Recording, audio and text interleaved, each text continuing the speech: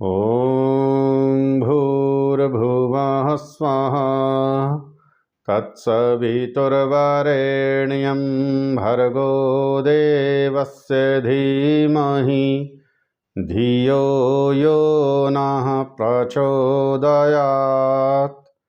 ओम सभी को नमस्ते जी। आर्योद्देश्य रत्नमाला स्वाध्याय श्रृंखला में आप सभी का स्वागत है। आज हम सब आर्य उद्देश्य रत्नमाला स्वाध्याय क्रम में क्रम संख्या 18 सत्पुरुष पर विचार करेंगे। महर्षि लिखते हैं, सत्पुरुष सत्यप्रिय, धर्मात्मा, विद्वान, सबके हितकारी और महाशय होते हैं। वे सत्पुरुष कहते हैं। सत्पुरुष किसे कहेंगे? जो सत्य प्रिय हो, अर्थात सत्य ही जिसको प्रिय हो। सत्य क्या है? जो वेद के आधारित है, जो वेद में वर्णित है, वह सब सत्य है। वेद सब सत्य विद्याओं का पुस्तक है। संसार भर की जितनी भी विद्याएं हैं और जो वेद के अनुकूल हैं, वह सब सत्य है।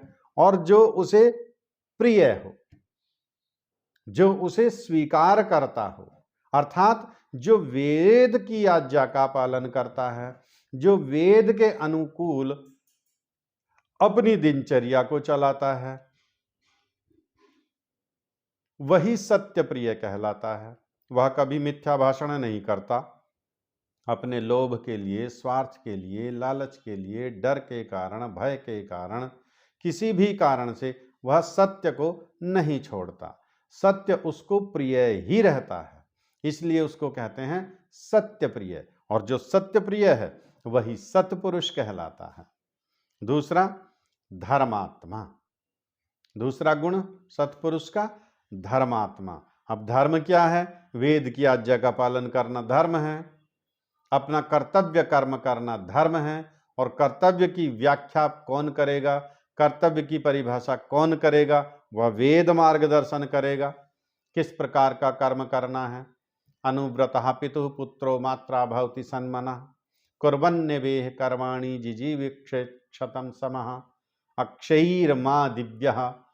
इन सब कर्मों का निर्देश वेद कर रहा है, क्या हमें करना है, क्या नहीं करना है, और उसको यथावत मानना, यही धर्मात्मा है। और जो इसका पालन करता है वह धर्मात्मा कहा जाता है। और जो धर्मात्मा है वही सत्पुरुष है। तीसरा, विद्वान। जो विद्वान है, और विद्वान आधुनिक विषयों का भी विद्वान हो सकता है, आध्यात्मिक विषयों का भी विद्वान हो सकता है, लेकिन यहां सत्पुरुष से अभिप्राय वेद की विद्या को जानने वाला ही है, क्योंकि वेद सब सत्य विद्याओं का पुस्तक है। आधुनिक विद्या हो, सनातन विद्या हो, पुरातन विद्या हो, संसार की कोई भी विद्या है, वेद से छूटी हुई कोई विद्या नहीं। तो विद्वान वास्तव में उसी को कहा जाएगा। हाँ, आधुनिक विषयों के जो ज्ञाता हैं, विशेषज्ञ हैं, वे भी विद्वान हैं और उनको सत्पुरुष कहा जाता है।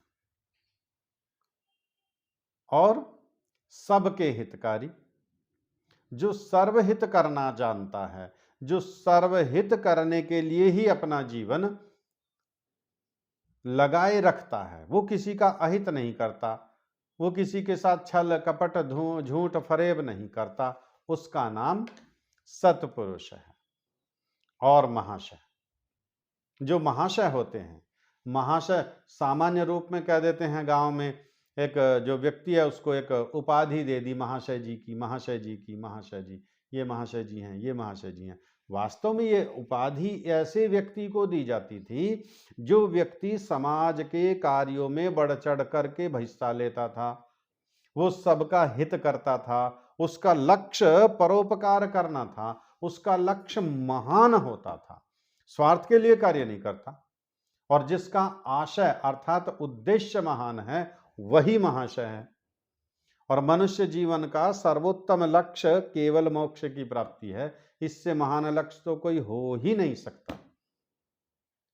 अन्य गौण लक्ष्य हो सकते हैं, जीवन में सबके होते ही हैं जीविका के लिए, लेकिन अंतिम लक्ष्य और सबसे बड़ा लक्ष्य, सबसे महान लक्ष्य ईश्वर प्राप्ति, मुक्ति प्राप्ति, मोक्ष प्राप्ति, वही सबसे महान लक्ष्य है। और जो अपने लक्ष्य के प्रति निरंतर प्रयासशील है, प्रयत्नशील है, वही महाशय और वही सतपुरुष कहलाता है।